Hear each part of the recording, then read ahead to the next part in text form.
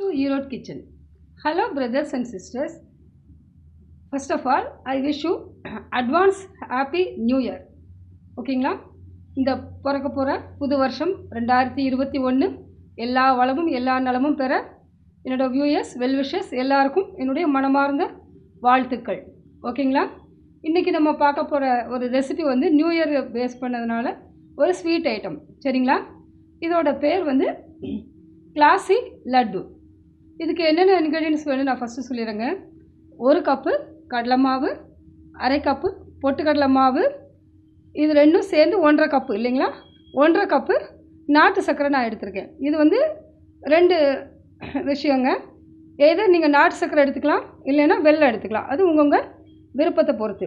அப்புறம் கொஞ்சம் நட்ஸு, நான் இன்றைக்கி பாதாம் மட்டும் எடுத்திருக்கேன். உங்கள்கிட்ட திராட்சை முந்திரி பிஸ்தா எது இருந்தாலும் அதை நெய்யில் ரோஸ்ட் பண்ணி வச்சுக்கோங்க. சரிங்களா? அப்புறம் ஏலக்காய் தூள். இப்போ வாங்க ரெசிபிக்குள்ளே போகலாம். நான் உங்களுக்கு ஸ்டெப் பை ஸ்டெப்பாக ஃபஸ்ட்டு நான் சொல்லிடுறேன். நான் சொன்ன கடலை மாவு பொட்டுக்கடலை மாவு இருக்குது இல்லைங்களா, அதை வெறும் கடாயில் ஒரு 5 மினிட்ஸ் சிம்மில் வச்சு வறுத்துக்கோங்க. அதுக்கப்புறம் இந்த 1.5 கப்பு மெஷர்மெண்ட்டுக்கு ஒரு 7 ஸ்பூன் நெய் தேவைப்படுங்க. 7 ஸ்பூன் நெய் விட்டு ஃபஸ்ட்டு நட்ஸை வறுத்துருங்க. அதுக்கப்புறமா அந்த மாவு இருக்குது இல்லைங்களா, பொட்டுக்கடலை மாவு கடலை மாவு, அதையும் வறுத்து பாருங்கள் இந்த கன்சிஸ்டன்சிக்கு வறுத்து வச்சுக்கோங்க. இதுக்கு வந்து 7 ஸ்பூன் தேவைப்படுங்க நெய் கோபுரமாக. சரிங்களா? அடுத்த ஸ்டெப் என்னென்னா, வெல்லம் இருக்குது இல்லைங்களா, வெல்லம் இல்லைன்னா நாட்டு சர்க்கரை, அதை வந்து ஒரு கம்பி பதம் வர்ற மாதிரி இப்போ 1.5 கப்பு நாட்டு சர்க்கரை நான் எடுத்திருக்கேன். அது மூழ்கிற அளவுக்கு அரை கப்பு தான் தண்ணி விடணும். சரிங்களா? ரொம்ப தண்ணி வேண்டாம். அரை கப்பு தண்ணி விட்டு நல்லா கொதிக்க விடுங்க. அதுக்கப்புறம் அதை வடிகட்டிட்டு திருப்பி 1 ஸ்ட்ரிங் கன்சிஸ்டன்சின்னு சொல்லுவாங்க, ஒரு கம்பி பதம் வர அளவுக்கு அந்த பாகை எடுத்து வச்சுக்கோங்க. அந்த பாகு தான் இது. சரிங்களா? இதில் ஏலக்காய் தூள் போட்டு நான் வச்சுருக்கேன். இப்போ வாங்க நம்ம கிளாசி லட்டு எப்படி செய்கிறதுன்னு நான் உங்களுக்கு செஞ்சு காமிக்கிறேன். கொஞ்சம் கொஞ்சமாக ஆட் பண்ணிக்கோங்க, ஃபுல்லாக ஆட் பண்ணாதீங்க, அப்போ தான் லட்டு பிடிக்க வரும். பாருங்கள், இது நல்லா கொஞ்சம் கொஞ்சமாக ஆட் பண்ணிக்கோங்க. இந்த லட்டு ரொம்ப டேஸ்ட்டாக இருக்குங்க, டிஃப்ரெண்ட்டாக இருக்கும், ஈஸியும் கூட. நீங்கள் ஃப்ரீயாக இருக்கப்போ செஞ்சு வச்சுட்டீங்க அப்படின்னா ஃபெஸ்டிவல் டைமில் ஈஸியாக இருக்கும். அந்த டயத்தில் யூஷுவல் ரொட்டீன் ஒர்க் இருக்கும் இல்லைங்களா, டிஃபன் வேலை, அந்த வேலையெல்லாம் கம்பைன் பண்ணாமல் ஃப்ரீயாக இருக்கிறப்பவே செஞ்சு வச்சுக்கோங்க. பாருங்கள், இப்படி கொஞ்சம் கொஞ்சமாக அந்த பாகில் நல்லா டிப் பண்ணி கொஞ்சம் கொஞ்சமாக இப்படி சூடாக இருக்குங்க, அதனால் இப்படி இருக்குது. ஆற ஆற இது நல்ல டெக்ஸ்சருக்கு வந்துடும்.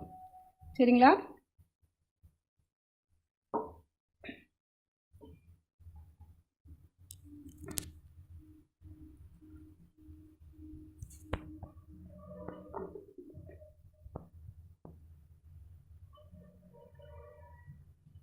இந்த நெய்யில் வறுக்கிறோம் இல்லைங்களா, அதுதாங்க முக்கியம். ஏன்னா பச்சை வாசனை போக நல்லா சிம்மில் வச்சு கீழே ஒரு 7 to 8 மினிட்ஸு நல்லா வறுக்கணுங்க இந்த மாவை. அப்போ தான் இதோட டேஸ்ட்டு ரொம்ப நல்லாயிருக்கும். பாருங்கள், இது ஆறிடுச்சுன்னா இன்னும் நல்லா ஷேப்புக்கு வந்துடும். இப்போ நம்மளோட கிளாசி லட்டு தயார். ஓகேங்களா? இன்றைக்கு உண்டான டிப்பை நான் உங்களோட ஷேர் பண்ணுறேங்க. இது ஒரு சாம்பார் வெரைட்டிங்க, புளி இல்லாமல் செய்யக்கூடியது, ரொம்ப டேஸ்ட்டாக இருக்கும். அது என்னென்ன அந்த ரெசிபி என்னென்னா, கொண்டக்கடலை இருக்கு இல்லைங்களா, வெள்ளை கொண்டக்கடலை, அதை வந்து ஒரு 8 ஹவர்ஸு நீங்கள் ஊற வச்சுருங்க. ஊற வச்சு நல்லா ஸ்டீம் குக் பண்ணி வச்சுக்கோங்க. இதோட ஒரு வாணலியில் கடுகு உளுந்து கருவேப்பிலை வெங்காயம் வந்து உங்கள் ஆப்ஷன். சின்ன வெங்காயம்னா ஒரு 10லேருந்து ஒரு 12, பெரிய வெங்காயமாக இருந்தால் 1 போதுங்க. அதை பொடி பொடியாக நறுக்கி நல்லா வதக்கிக்கோங்க. ஒரு தக்காளி வதக்கிக்கோங்க. வதக்கிட்டு 4 ஸ்பூன் சாம்பார் பொடி, 1/4 டம்ளர் தேங்காய் துருவல், ஒரு சின்ன கட்டி பெருங்காயமாக இருந்தால் வதக்கும் பொழுதே போட்டுக்கோங்க, தூள் பெருங்காயமாக இருந்தால் குக் பண்ணுறப்ப போட்டுக்கோங்க. சரிங்களா?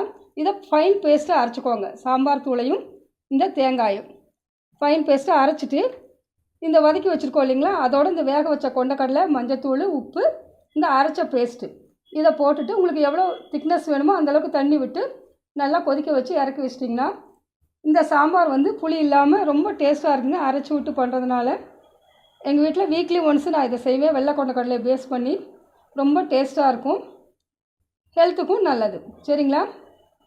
இதோட ஒரு அப்பளமோ இல்லை ஃப்ரைடு பொரியல் ஏதோ ஒன்று செஞ்சு சாப்பிட்டிங்கன்னா செம்ம டேஸ்ட்டாக இருக்கும்.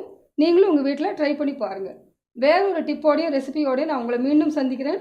டில் then, this is Prasanna Nagarajan signing of.